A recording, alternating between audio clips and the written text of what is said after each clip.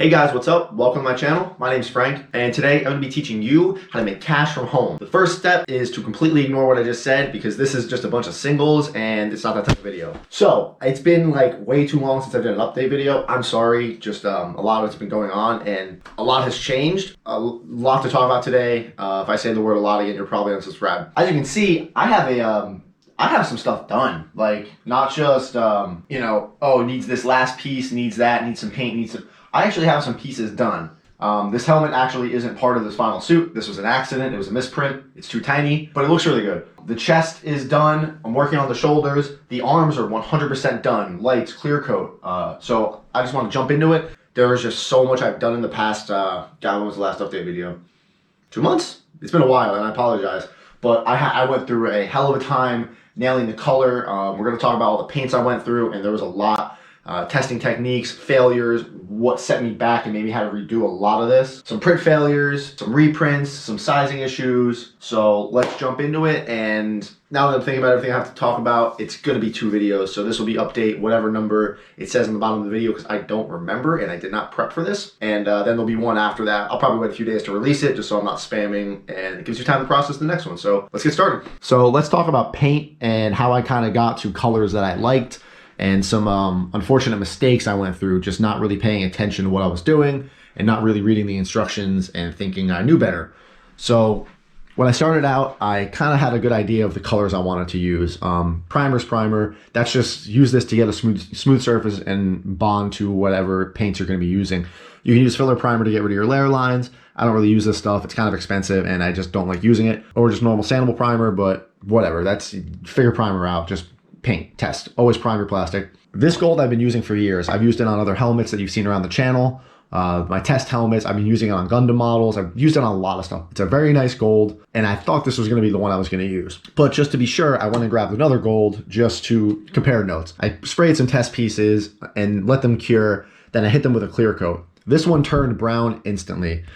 Those of you who already know about metallics and stuff are already shaking your head at me and probably have already like unsubscribed and want to call me an idiot. I just didn't do enough testing. So this one was out of the running. It didn't work. It didn't take a clear coat. This one took a clear coat. It looked pretty good. It didn't lose too much of its metallic shine. But what I didn't do before moving to the next step was test it with masking tape. I moved on, the gold was painted. On some parts, like, the hand, you have to do a little bit of gold, tape it off, do a little bit of gunmetal, tape it off, do the red, in whatever order. So I on this particularly, I had done the gold and then I covered it up because it was the least amount of gold, one color on the gauntlet.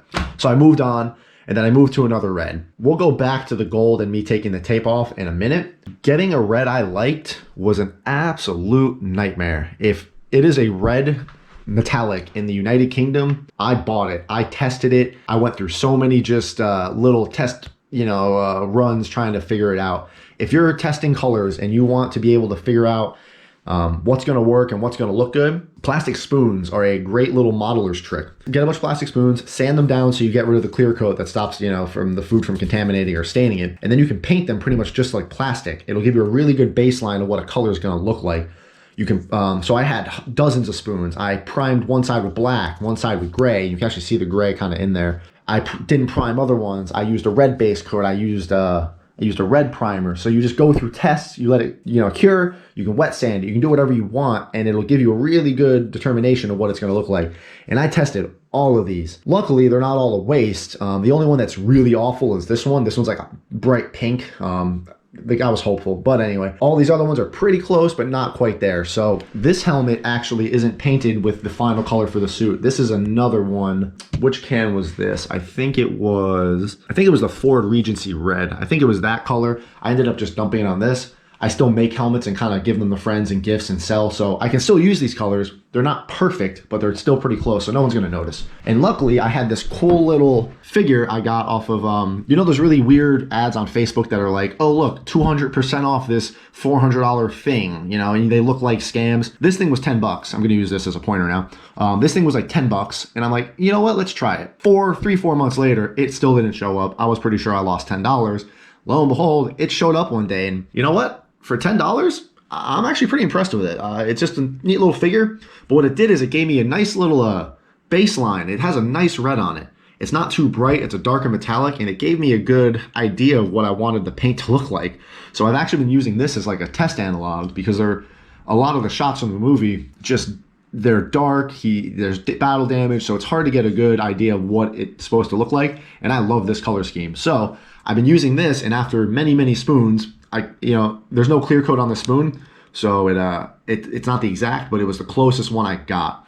So I had a color I liked. It actually ended up being this one, Nissan Magnetic Red. It's a newer Nissan color. I went back to the gauntlet and I sprayed the red, and then I didn't have the gunmetal yet, but what I did is I pulled the tape off the gold, and the gold came right off.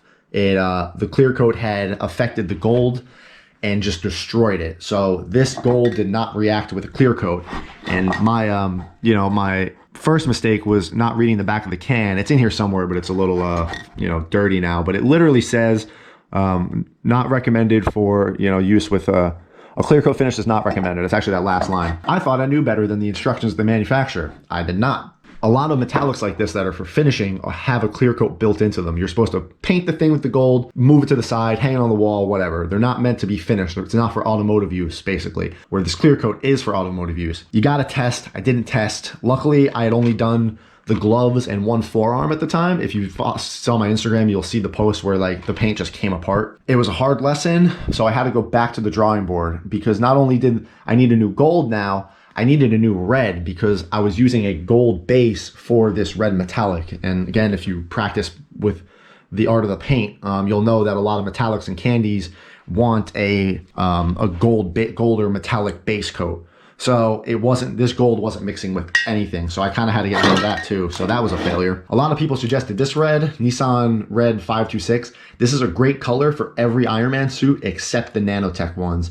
The Nanotech ones are just a darker, more metallic red. This is like a hot rod red that the Mark 38 down or 48 down is. So if you're doing any other Ironman suit, Nissan Red 526, or it's God, I can't remember the actual name of the car that utilizes this, but try that. You probably like it. I didn't like it for this use. So I had to go back to the drawing board. I got more spoons. I started using no gold base coat. I just went back to testing. Eventually I landed on a really awesome combination of some red primer, which it didn't need to be red primer. I just used normal primer when I had to.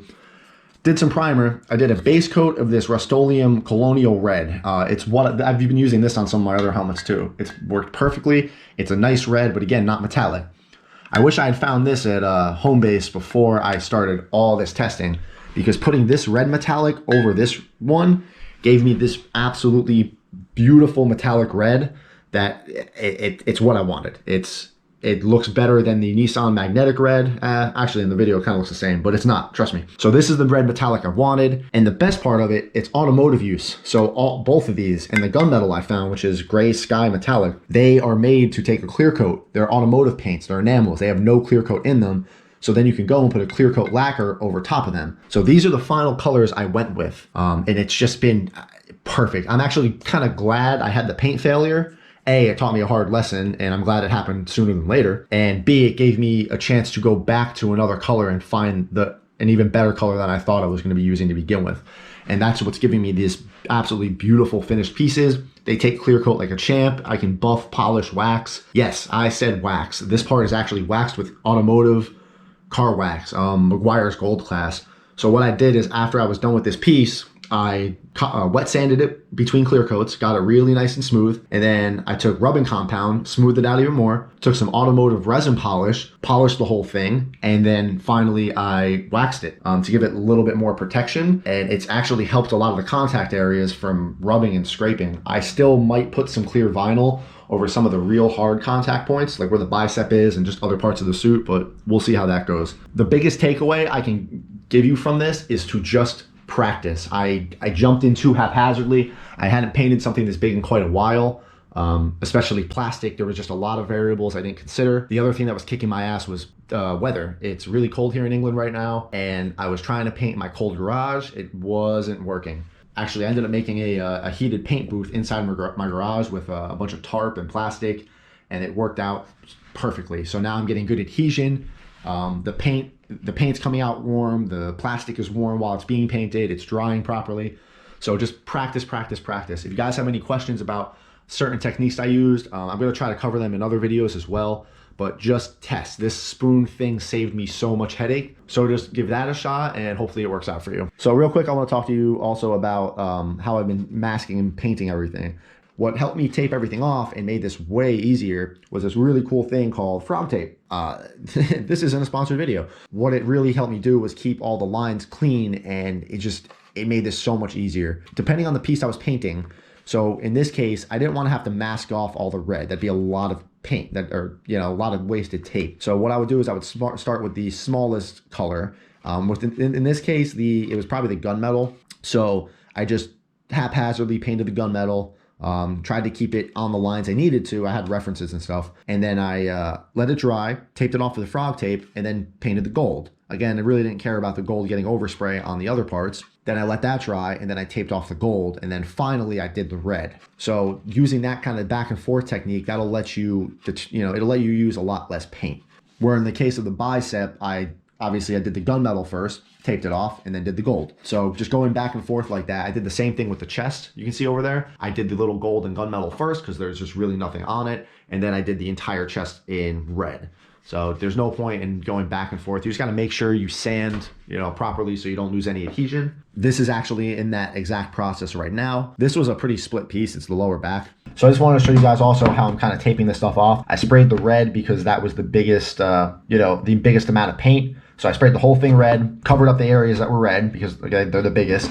And then I sprayed the gold in this spot. And now, real quick, I just want to cover up part of the gold with this frog tape. So what I'll do is I'll throw it on a little board and I'll cut it into strips. So I'm not using too much of it because I just want to use this on the edges because it's kind of expensive. So I don't want to waste it.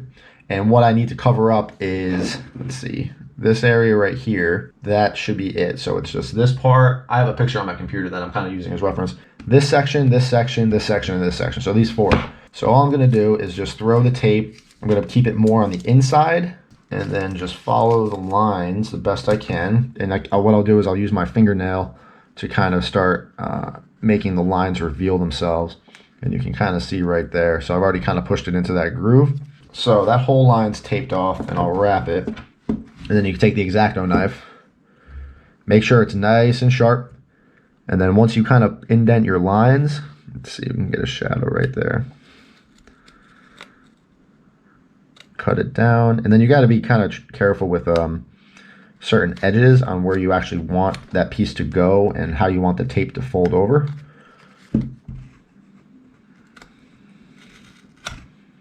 And don't cut yourself because this thing hurts if you do. And then peel it up. The more time you take with this, the better results you'll get, like 100%. If you're not happy with how a line came out, peel the tape off and try again. There's no point in ruining a whole project because you just rushed the taping aspect of it. I love this part. It's therapeutic to me, just getting these nice clean lines. If you don't like doing it, I'm sorry, and then you're gonna have a hell of a time, and it's gonna be kind of miserable. So I got the lines taped, and then what I'll do is I'll take the back of the razor and kind of flatten them down and clean up any little areas that didn't quite come out. Because as you pull the tape, it's gonna want to unfold. Now this area is taped off and covered, and now I'm gonna do the other side right here. So I'll do this line now, and that's it. So this whole section right here, this part that's gonna get left gold is now taped off perfectly. And checking back on my reference picture, it looks pretty good. Yeah, those and that, and then the inside. So that's perfect. So now I'm just gonna go do the other side, that's fine. What I'm gonna need to do is sand this down now. So what I'll do is I'll scuff this back up with sandpaper. This frog tape is pretty good at resisting sandpaper pulling it up. But what you want to try to do is go with the tape. So don't start coming this way because you're going to peel it up, but let the grain go this way and just be careful of your lines. I'll always tape off before I sand just so I don't damage the paint underneath it. If you want to be careful, you could do either or. Depending on the paint you're using, sometimes you might have to clear coat in between these steps because just if it's a light enough paint, it might not react well to tape. You can get really low adhesion frog tape, but it doesn't work as well, or you can get just normal blue painter's tape. I'll use this on much bigger areas So I'll do the edges with the frog tape, but then I'll just cover the rest with this blue painter's tape because it's way cheaper than this. I think this whole roll was like $15 or $16. So I'm making it last. I think I should be able to do the whole suit in one roll if I keep at this. So that does it for this second update video. Again, I'm sorry this was all so long. Just so much has happened, and I'm sure the next update video I'm going to have even more. And thank you for watching, and have a good day.